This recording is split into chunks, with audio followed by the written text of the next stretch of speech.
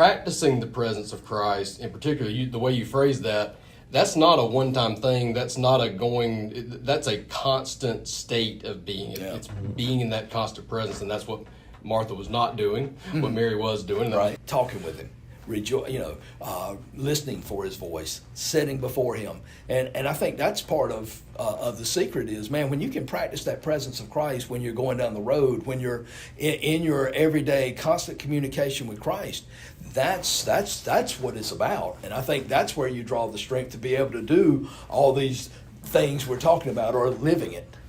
And to me, it's a simple way I try to do that, and I really need to save this, what I'm about to say, and like play it on repeat for myself so I remember it and do it more often. But I just try to handle a situation as if God were sitting right there in the room, and I didn't want to embarrass myself, make a fool of myself with him sitting there. You know what I mean? Like, if you know I titled the show last week, God is with you. Okay, well, live your life as if he's with you, because he is, right?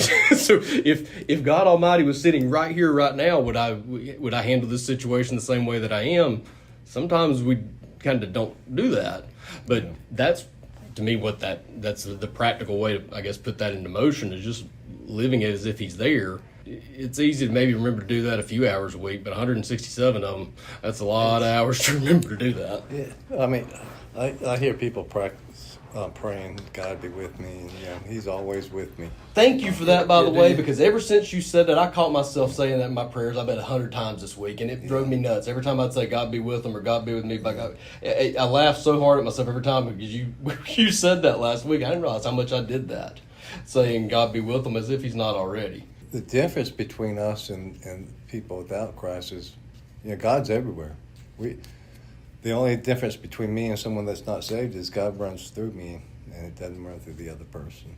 That makes the difference. Yeah.